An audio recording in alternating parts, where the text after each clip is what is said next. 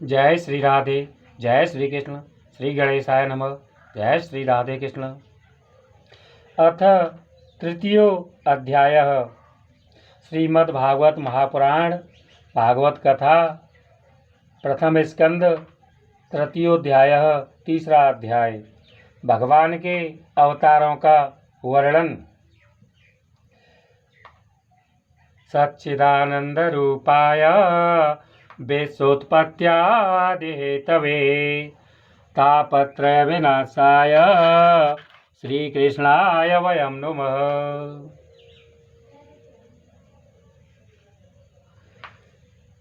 जगृहे पौरुषं रूपं भगवान् महदादिभिः सम्भूतं षोडशकलमादलोकशिक्षया। सूत जी महाराज कहते हैं, जगृहे पौरुषं रूपम भगवान महदादिभिः सम्भूतं षोडशकलमादलोकशिक्षया। सूत जी महाराज कहते हैं, सृष्टि के आदि में भगवान ने लोकों के निर्माण की इच्छा होते ही उन्होंने महत्तत्व आदि से निष्पन्न पुरुष रूप ग्रहण किया। उसमें 10 इंद्रियां, 1 मन और 5 भूत, ये 16 कलाएं थीं। उन्होंने कारण जल में शयन करते हुए जब योग निद्रा का विस्तार किया, तब उनके नाभि सरोवर में से एक कमल प्रकट हुआ और उस कमल से प्रजापतियों के अधिपति ब्रह्मा जी उत्पन्न हुए। जय श्री राधे। जय श्री कृष्ण।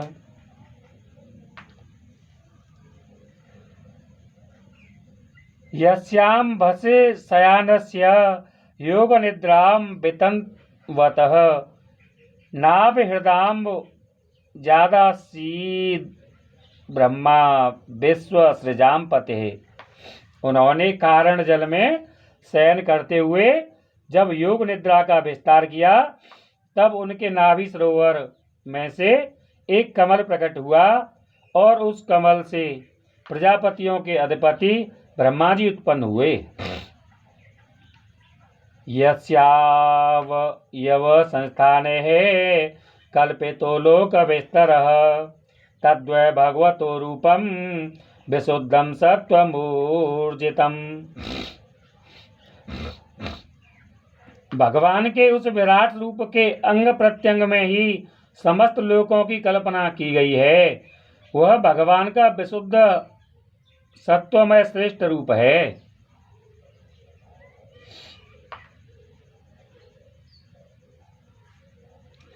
श्री कृष्ण गोविंद हरे मुरारे हे नाथ नारायण वासुदेवा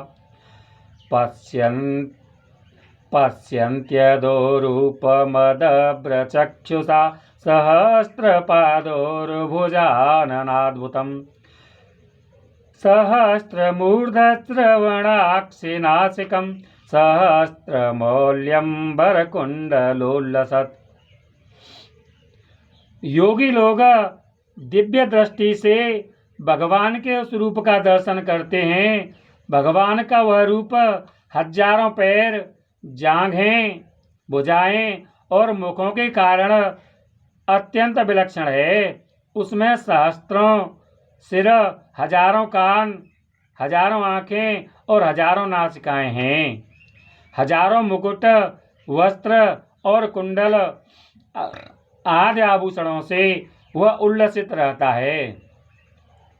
एतन्नानावताराणां निधानां बीजमव्ययम् यस्यां सांसेन सृज्यन्ते देवतिर्यं नरादयः। भगवान का यही पुरुष रूप, जिसे नारायण कहते हैं, अनेक अवतारों का अक्षय कोश है। इसी से सारे अवतार प्रकट होते हैं। इस रूप के छोटे से छोटे अंश से देवता, पशु, पक्षी और मनुष्य आदि योनियों की सृष्टि होती है। स एव प्रथमं दैवः कौमारं सर्गमास्थितः चचार दुश्चरं ब्रह्मा ब्रह्मचर्यमखंडितम्। उन्हीं प्रभु ने पहले कौमार सर्ग में सनक, सनंदन, सनातन, सनत कुमार, सनक, सनंदन, सनातन और सनत कुमार इन 4 ब्राह्मणों के रूप में अवतार ग्रहण करके अत्यंत कठिन अखंड ब्रह्मचर्य का पालन किया है। अर्थात सनातन ऋषि कौन थे? उन्हीं प्रभु के अवतार थे। द्वितीयं तो भवायास्य रसातलगतां महीम् उद्धरिष्यन्नुपादत्त यज्ञेशः सौकरं वपुः। दूसरी बार इस संसार के कल्याण के लिए समस्त यज्ञों के स्वामी उन भगवान ने ही रसातल में गई हुई पृथ्वी को निकाल लाने के विचार से सूकर रूप ग्रहण किया। तो श्रीमद् भागवत कथा के 3 अध्याय में भगवान के अवतारों का वर्णन में क्या क्या आया? सबसे पहला अवतार कौन सा आया? जो उनके अनेक मुख और अनेक हाथ, अनेक पैर हैं। और अगले अवतार में सनातन ऋषि और अगले अवतार में जो अभी वर्णन किया है, जिस अवतार में पृथ्वी को पाताल लोक से प्रभु लेकर आए थे, वाराह अवतार। और आगे अवतारों का वर्णन सुनिए।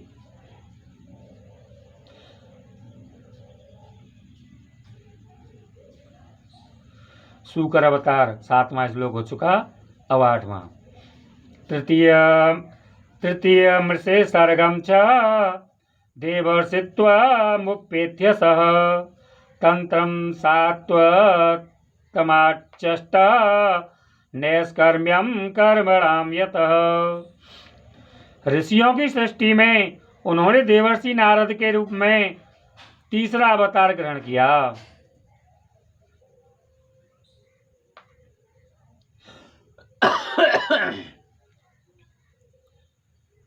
देवर्षि नारद रूप में तीसरा अवतार, और दूसरा अवतार सूकर रूप, और पहला अवतार सनातन ऋषि। और उसके पहले जो उनके अनेक मुख, अनेक हाथ, अनेक नेत्र हैं, उनका वह विराट स्वरूप था। तो यहाँ पर इस 8वें श्लोक तक देवर्षि नारद का अवतार उनका तीसरा अवतार हुआ। ऋषियों की सृष्टि में उन्होंने देवर्षि नारद के रूप में तीसरा अवतार ग्रहण किया।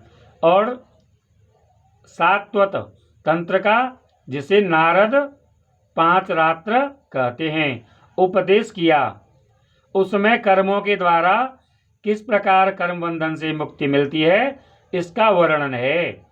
भगवान के अवतार 24 भी हैं, और 24 के अलावा 8 अवतार भी हैं, और इसके अलावा उनके अवतार 100 से अधिक भी हैं। इनके अवतारों की गिनती प्रत्येक भक्त ने अपनी बुद्धि और ज्ञान के अनुसार प्रभु इच्छा से ही की है। अब इस प्रकार इस 3 अध्याय में वेदव्यास जी महाराज ने नारद के अवतार तक 3 अवतार कहे। आगे क्या कहते हैं सुनिए। तुर्ये धर्म कला सर्गे नर नारायण वृषि भूत्वात्मोपसमुपेत मकरोद दुश्चरम तपः। धर्मपत्नी मूर्ति के गर्भ से उन्होंने नर नारायण के रूप में धर्मपत्नी का अर्थ जो धर्म हैं, जो धर्म का अवतार हैं, जो धर्म को धारण करते हैं, जिनको धर्म कहते हैं, जिनका नाम धर्म है, उनकी पत्नी से उन्होंने नर नारायण के रूप में चौथा अवतार ग्रहण किया। अब नारायण तो प्रभु श्रीहरि विष्णु के उन्हीं परम प्रभु के अवतार थे और नर पर भी उन्हीं प्रभु श्री हरि की छाया थी। उन दोनों को ही प्रभु श्री हरि का ही अवतार कहा जाता है। प्रभु कभी कभी 4 रूपों में अवतार लेते हैं, जैसे सनत, सनातन, सनकनंदन, सनत कुमार। और कभी एक रूप में भी अवतार लेते हैं, सूकर रूप। और कभी 2 रूपों में, एक रूप में अवतार लिया नारद मुनि, और आगे 2 रूप में अवतार लिया नर और नारायण। अब इसी के दृष्टांत में त्रेता युग में, हालांकि इस जो दृष्टांत का इस श्लोक में कोई अर्थ नहीं है, लेकिन समझाने के लिए उन्होंने त्रेता युग में प्रभु श्री राम, लक्ष्मण, भरत और शत्रुघ्न के रूप में 4 अवतारों में, 4 शरीरों में अवतार धारण किया था। तो वे चारों भी प्रभु श्री हरि के ही अवतार थे।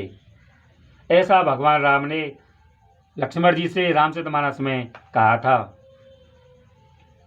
और वाल्मीकि रामायण में कहा था, और द्वापर युग में बलराम भगवान और श्री कृष्ण के रूप में 2 रूपों में उन्होंने अवतार लिया था। ये दृष्टांत हुआ अभी तक, लेकिन जो व्यास जी महाराज ने वर्णन किया है उसमें अभी तक तीसरे अवतार के रूप में नारद जी और चौथे अवतार के रूप में नर और नारायण के रूप में उन्होंने अवतार लिया। अब 10वां श्लोक। पंचम कपिलो नाम सिद्धेश काल विप्लुतम प्रोवाचासुरये सांख्यम तत्वग्राम विनिर्णयम। 5वें अवतार में वे सिद्धों के स्वामी कपिल के रूप में प्रकट हुए और तत्वों का निर्णय करने वाले सांख्य शास्त्र का जो समय के फिर से लुप्त हो गया था, आसुरी नामक ब्राह्मण को उपदेश किया। आसुर नामक ब्राह्मण को उपदेश किया। तो भगवान का अगला अवतार, 5वां अवतार कौन? कपिल भगवान के रूप में 5वां अवतार धारण किया। षष्ठे अत्रेर पत्यत्वं वृतः प्राप्तो अनसूयया आन्वीक्ष्य की मलर्काय प्रहलाद दिव्य ऊचिवान। अनुसुईया के वर मांगने पर 6ठे अवतार में वे अत्रि की संतान दत्तात्रेय हुए। इस अवतार में उन्होंने अलर्क एवं प्रहलाद आदि को ब्रह्म ज्ञान का उपदेश किया। ततः सप्तम आकुत्याम रुचिर्यज्ञो अभ्यजायत सयामाद्य श्रुगणैर पात्स्वायंभुवान्तरम। 7वीं बार रुचि प्रजापति की आकुति नामक पत्नी से यज्ञ के रूप में उन्होंने अवतार ग्रहण किया और अपने पुत्र याम आदि देवताओं के साथ स्वयंभू मनवंतर की रक्षा की।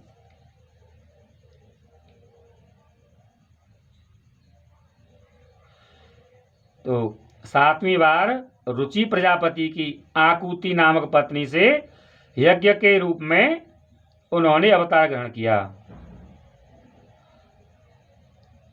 रुचि प्रजापति की पत्नी आकुति से यज्ञ के रूप में उन्होंने अवतार ग्रहण किया।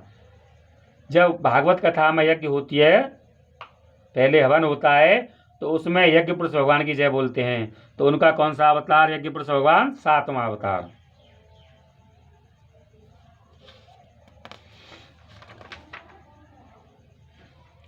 अष्टमी मेरु दिव्याम तो नाभिर्जात उरुक्रमः दर्शयन् वर्म धीराणाम सर्वाश्रम नमस्कृतम। राजा नाभि की पत्नी मेरु देवी के गर्भ से ऋषभ देव के रूप में भगवान ने 8वां अवतार ग्रहण किया। इस रूप में उन्होंने परमहंसों का वह मार्ग जो सभी आश्रमियों के लिए वंदनीय है दिखाया। 8वां अवतार कौन सा? ऋषभ देव। ऋषिभिर्याचितो भेजे नवमं पार्थिवं वपुः दुग्धे मामोषधीर्विप्रास्तेनायां स उसत्तमः। ऋषियों की प्रार्थना से 9वीं बार वे राजा पृथु के रूप में अवतीर्ण हुए। शौनक आदि ऋषियों इस अवतार में उन्होंने पृथ्वी से समस्त औषधियों का दोहन किया था। इससे यह अवतार सबके लिए बड़ा ही कल्याणकारी हुआ। रूपम स जगृहे माक्ष्यम चाक्षुषोदविषं प्लवे नाभ्यारोप्य महिमव्याम पाद्वैव स्वतं मनुम्। चाक्षुष मनवंतर के अंत में जब सारी त्रिलोकी समुद्र में डूब रही थी, तब उन्होंने मत्स्य के रूप में 10वां अवतार ग्रहण किया और पृथ्वी रूपी नौका पर बैठाकर अगले मनवंतर के अधिपति वैवस्वत मनु की रक्षा की। सुरासुराणामुदधिं मथनताम्बदराचलम् दग्रे कमठरूपेण पृष्ठ एकादशे विभुः। जिस समय देवता और दैत्य समुद्र मंथन कर रहे थे, उस समय 11वां अवतार धारण करके कच्छप रूप से भगवान ने मदराचल को अपनी पीठ पर धारण किया।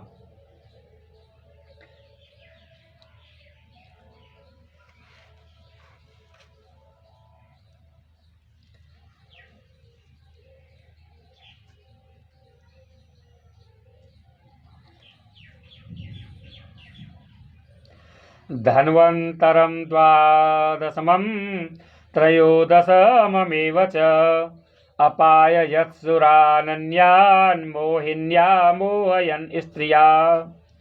12वीं बार धन्वंतरी के रूप में अमृत लेकर समुद्र से प्रकट हुए और 13वीं बार मोहिनी रूप धारण करके दैत्यों को मोहित करते हुए देवताओं को अमृत पिलाया।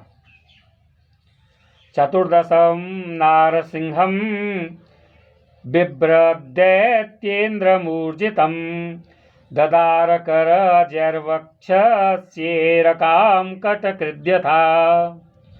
14वें अवतार में उन्होंने नरसिंह रूप धारण किया और अत्यंत बलवान दैत्यराज हिरण्यकशिपु की छाती अपनी नखों से अनायास इस प्रकार फाड़ डाली जैसे चटाई बनाने वाला सीक को चीर डालता है। पंचदशं वामनकं कृत्वा गादध्वरं बलेः पदत्रयं याचमानः प्रत्यादित्सुस्त्रेविष्टपम्। 15वीं बार वामन का रूप धारण करके भगवान दैत्यराज बलि के यज्ञ में गए। वे चाहते तो थे त्रिलोकी का राज्य, परंतु मांगी उन्होंने केवल 3 पग पृथ्वी। अवतारे षोडश में पश्यन् ब्रह्मद्रुहो नृपान्। अवतारे षोडश में पश्यन् ब्रह्मद्रुहो नृपान्।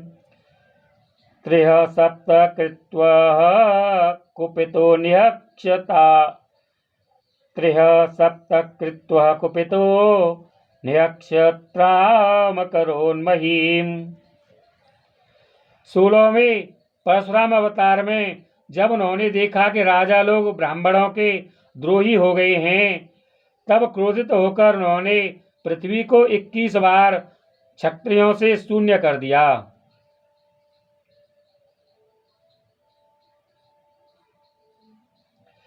ततः सप्तदशे जातः सत्यवत्यां पराशरात् चक्रे वेदतरोः शाखा दृष्ट्वा पुंसोऽल्पमेधसः। इसके बाद 17वें अवतार में सत्यवती के गर्भ से पाराशर जी के द्वारा वे व्यास के रूप में अवतीर्ण हुए। उस समय लोगों की समझ और धारणा शक्ति कम देखकर आपने वेद रूप वृक्ष की कई शाखाएं बना दी। नरदेव त्वमापन्नः सुरकार्य चिकीर्षया समुद्र निग्रहादीने चक्रे वीर्याण्यतः परम। 18वीं बार देवताओं का कार्य संपन्न करने की इच्छा से उन्होंने राजा के रूप में रामावतार ग्रहण किया और सेतु बंधन, रावण वध आदि वीरतापूर्ण बहुत सी लीलाएं की। एकोनविंशे विशति में वृष्णेषु प्राप्य जन्मनि रामकृष्णाविते भुवो भगवान हरद्भरम। 19वें और 20वें अवतार में उन्होंने यदुवंश में बलराम और श्री कृष्ण के नाम से प्रकट होकर पृथ्वी का भार उतारा। तो 19वें अवतार में बलराम और 20वें अवतार में श्री कृष्ण नाम से प्रकट होकर पृथ्वी का भार उतारा। ततः कलो संप्रवृत्ते सम्मोहाय सुरद्विषाम् बुद्धो नाम्ना जनसुतः कीकटेषु भविष्यते। उसके बाद कलयुग आ जाने पर मगध देश बिहार में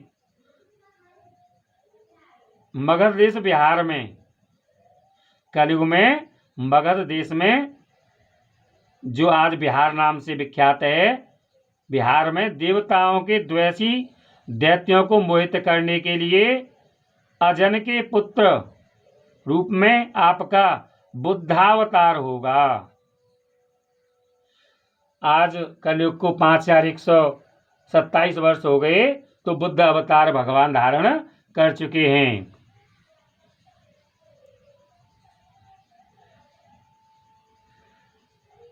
अथासो युग संध्यायां दस्यु प्रायेषु राजसु जनिता विष्णु यशसो नाम्ना कल्लिर्जगत्पतिः।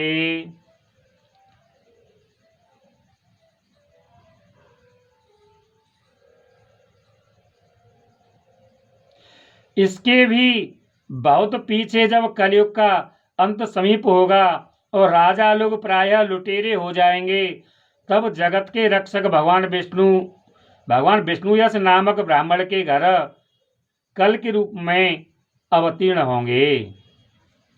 यहाँ 22 अवतारों की गणना की गई है, परंतु भगवान के 24 अवतार प्रसिद्ध हैं। कुछ विद्वान 24 की संख्याओं पूर्ण करते हैं। राम कृष्ण के अतिरिक्त 20 अवतार तो उपर्युक्त हैं ही, शेष 4 अवतार श्री कृष्ण के ही अंश हैं। स्वयं श्री कृष्ण तो पूर्ण परमेश्वर हैं, वे अवतार नहीं अवतारी हैं। अतः श्री कृष्ण को अवतारों की गणना में नहीं गिनते। उनके 4 अंश ये हैं, एक तो केशव का अवतार, दूसरा सुतपा तथा पृश्नी पर कृपा करने वाला अवतार, तीसरा संकर्षण बलराम और चौथा परम ब्रह्म। इस प्रकार इन 4 अवतारों से विशिष्ट 5वें साक्षात भगवान वासुदेव हैं। दूसरे विद्वान ऐसा मानते हैं कि 22 अवतार तो उपर्युक्त हैं ही, इनके अतिरिक्त 2 और हैं, हंस और हयग्रीव का अवतार।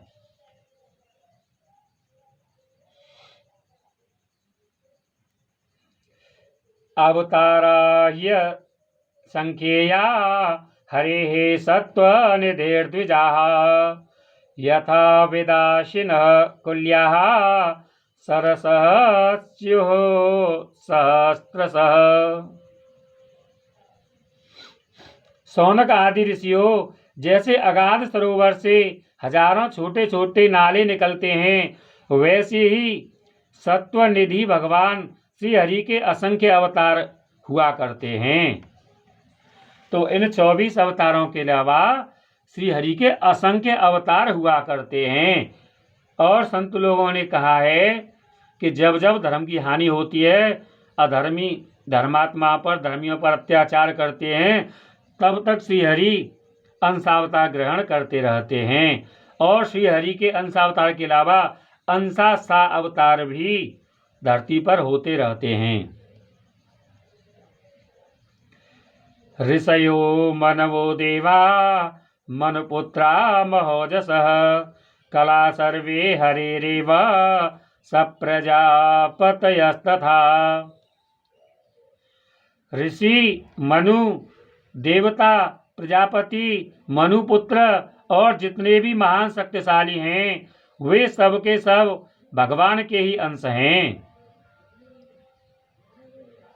एते चास कलाः पुंसः कृष्णस्तो भगवान स्वयं इंद्रारिव्याकुलं लोकं मृडयन्ते युगे युगे।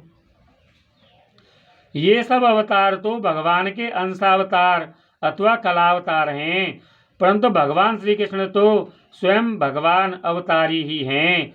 जब लोग दैत्यों के अत्याचार से व्याकुल हो उठते हैं तब युग युग में अनेक रूप धारण करके भगवान उनकी रक्षा करते हैं।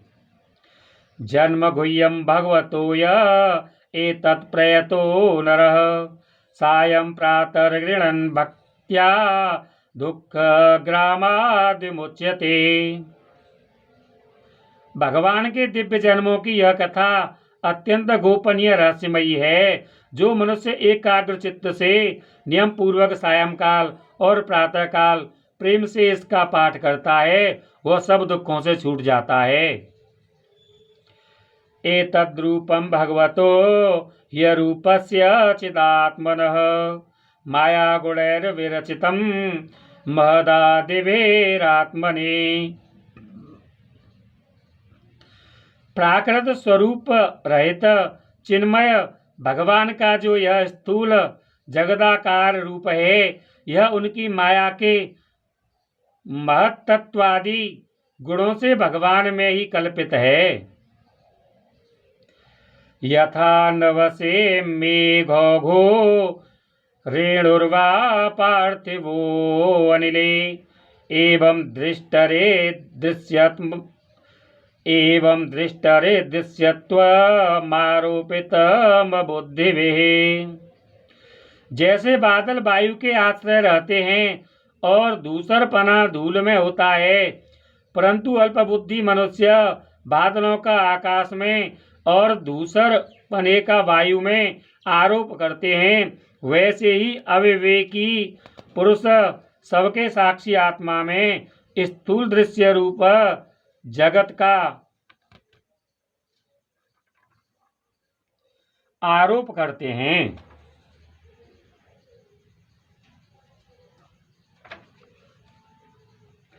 अतः परम यदव्यक्तमव्यूढगुणव्यूहितम् अदृष्टाश्रुतवस्तुत्वात् जीवो यत्पुनर्भवः। इस स्थूल रूप से परे भगवान का एक सूक्ष्म अव्यक्त रूप है जो न तो स्थूल की तरह आकार आदि गुणों वाला है और न देखने सुनने में ही आ सकता है। वही सूक्ष्म शरीर है। आत्मा का आरोप या प्रवेश होने से यही जीव कहलाता है और इसी का बार बार जन्म होता है। यत्रे में सदसद्रूपे प्रतिसिद्धे स्वसंविदा अविद्यायात्मनिकृते इति तद्वद्दर्शनम्। यत्रे में सदसद्रूपे प्रतिसिद्धे स्वसंविदा अविद्ययात्मनिकृते इति तद्वद्दर्शनम्। उपर्युक्त सूक्ष्म और स्थूल शरीर अविद्या से ही आत्माओं में आरोपित हैं। जिस अवस्था में आत्म स्वरूप के ज्ञान से यह आरोप दूर हो जाता है उसी समय ब्रह्मा का साक्षात्कार होता है। यद्येषो परता देवी माया वैशारदी मतिः संपन्न एवेति विदुर्महिं निस्वे महीयते। तत्वज्ञानी लोग जानते हैं कि जिस समय यह बुद्धि रूपा परमेश्वर की माया निवृत्त हो जाती है उस समय जीव परमानंदमय हो जाता है और अपनी स्वरूप महिमा में प्रतिष्ठित होता है। एवं जन्मानि कर्माणि ह्यकर्तुरजनस्य च वर्णयन्ते स्म कवयो वेदगुह्यानि हृत्पतेः। वास्तव में जिनके जन्म नहीं है और कर्म भी नहीं है उन हृदयेश्वर भगवान के अपराकृत जन्म और कर्मों का तत्वज्ञानी लोग इसी प्रकार वर्णन करते हैं क्योंकि उनके जन्म और कर्म वेदों के अत्यंत गोपनीय रहस्य हैं। सवा इदं विश्वमघोगलीलः सवा इदं विश्वमघोगलीलः सृजत्यवत्यत्तिन सज्जते अस्मिन् भूतेषु चान्तर्हित आत्मतन्त्रः सांवर्गिकं जिघ्रते षड्गुणेशः। भगवान की लीला अमोघ है। वे लीला से ही इस संसार का सृजन पालन और संहार करते हैं किंतु इसमें आसक्त नहीं होते। प्राणियों के अंतःकरण में छिपे रहकर ज्ञानेंद्रिय और मन के नियंता के रूप में उनके विषयों को ग्रहण भी करते हैं परंतु उनसे अलग रहते हैं। वे परम स्वतंत्र हैं।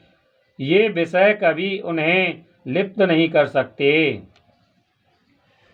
न चास्य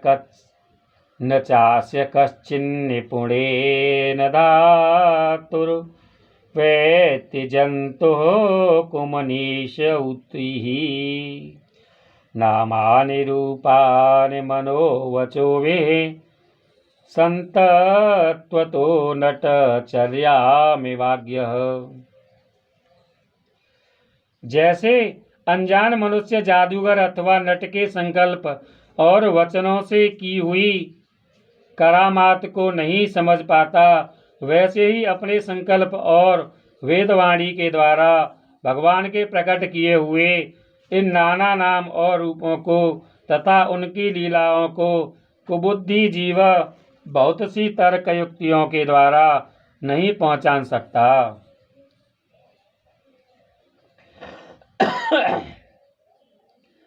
सवेद धातो पदवीं परस्य दुरन्तवीर्यस्य रथांगपाणेः यो मायया सन्ततयानुवृत्त्या भजेत तत्पादसरोजगन्धम्। चक्रपाणी भगवान की शक्ति और पराक्रम अनंत है। उनकी कोई था नहीं पा सकता। वे सारे जगत के निर्माता होने पर भी उससे सर्वथा परे हैं।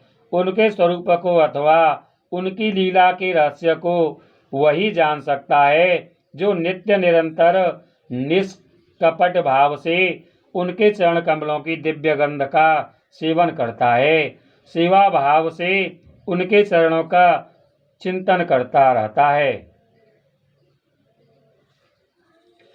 अथेह धन्या भगवन्त इत्थं यद्वासुदेवे अखिललोकनाथे कुर्वन्ति सर्वात्मकमात्मभावं न यत्र भूयः परिवर्त उग्रः। अथेह धन्या भगवन्त इत्थं यद्वासुदेवे अखिललोकनाथे कुर्वन्ति सर्वात्मकमात्मभावं न यत्र भूयः परिवर्त उग्रः। शौनक आदि ऋषियों, आप लोग बड़े ही सौभाग्यशाली तथा धन्य हैं जो इस जीवन में और विघ्न बाधाओं से भरे इस संसार में समस्त लोकों के स्वामी भगवान श्री कृष्ण से वह सर्वात्मक आत्मभाव, वह अनिर्वचनीय अनन्य प्रेम करते हैं जिससे फिर इस जन्म मरण रूप संसार के भयंकर चक्र में नहीं पड़ना होता। इदं भागवतं नाम पुराणं ब्रह्म संहितं उत्तमश्लोकचरितं चकार भगवान ऋषिः।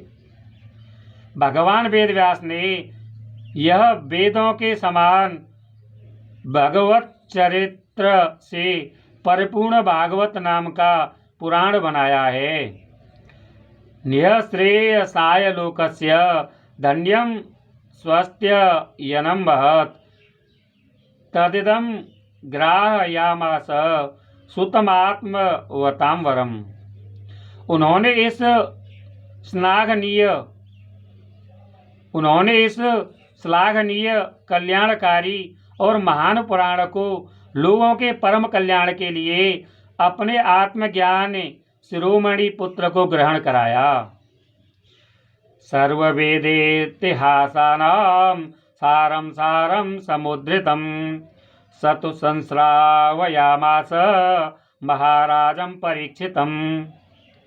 इसमें सारे वेद और इतिहासों का सार संग्रह किया गया है।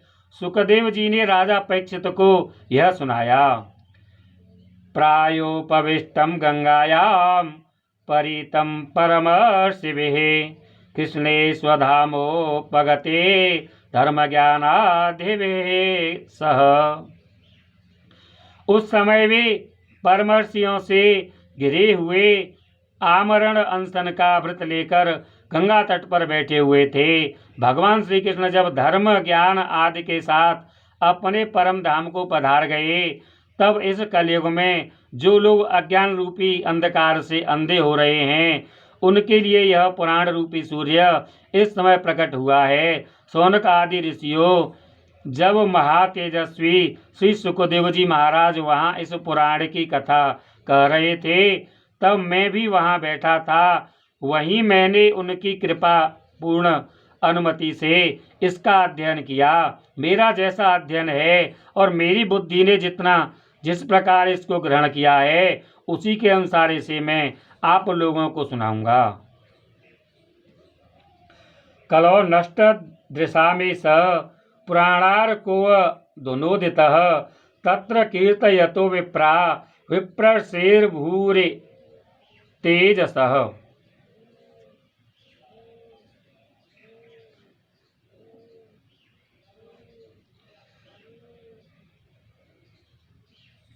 अहम चाध्यगमं तत्र निर्विष्टस्तदनुग्रहात् सोऽहं वह श्रावयिष्यामि यथाधीतं यथामते। ये प्रथम स्कंद के अंतिम 3 श्लोक, इनकी व्याख्या आप पुनः सुनिए।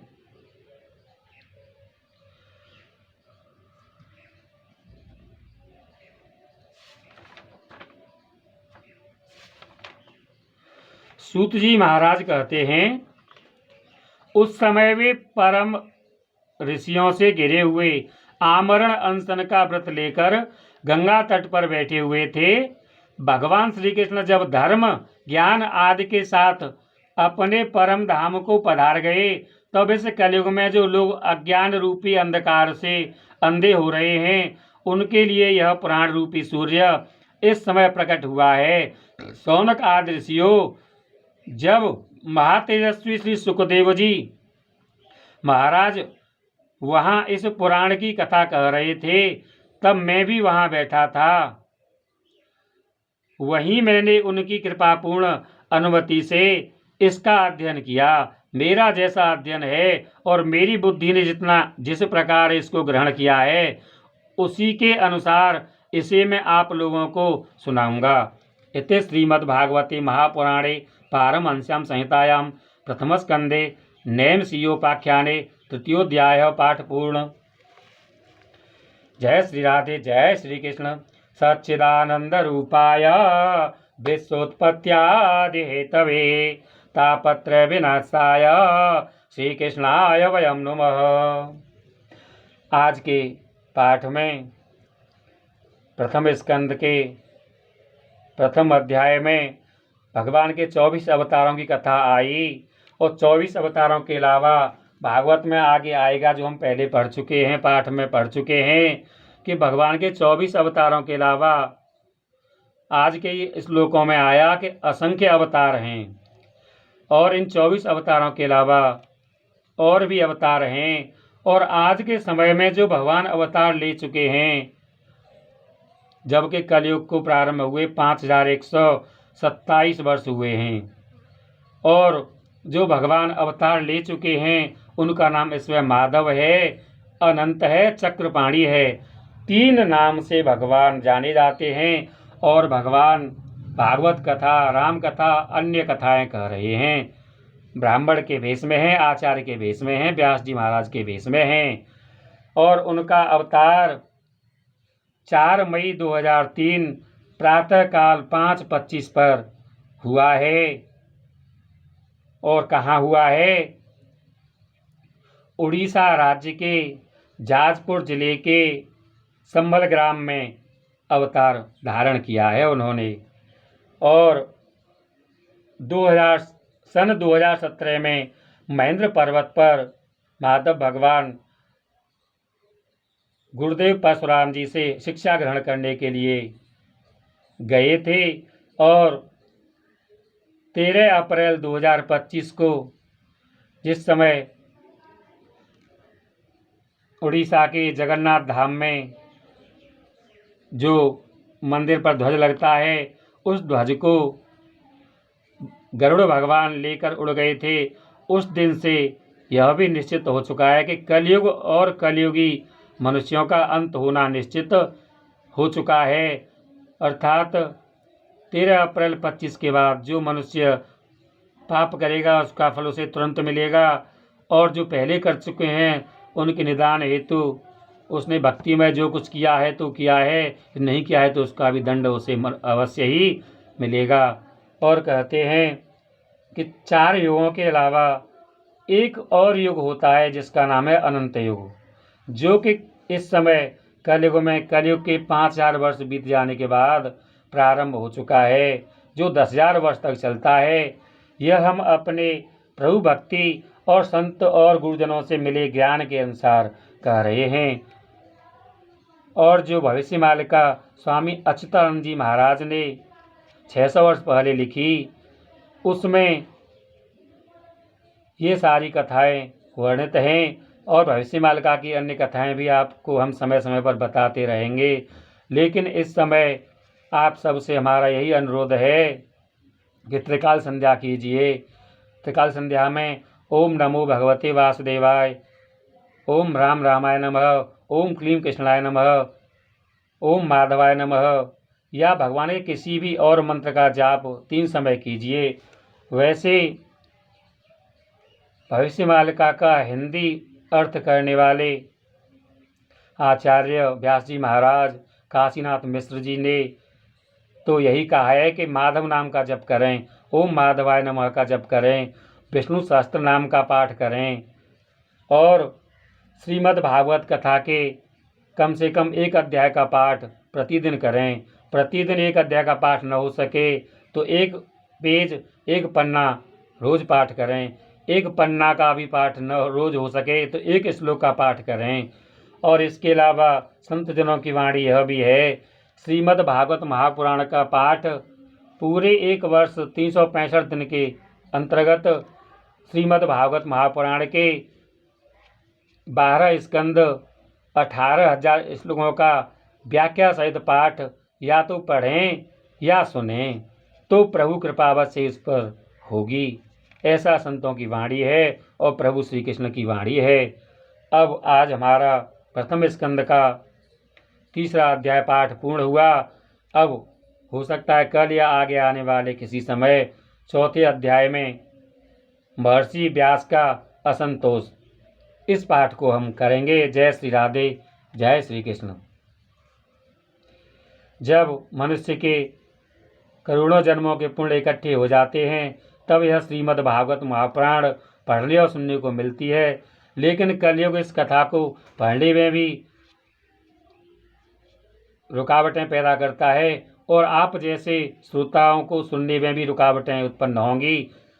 आप जहाँ तक हो वहाँ तक, ये सबसे कठिन है श्रीमद् भागवत महापुराण का पाठ करना या सुनना।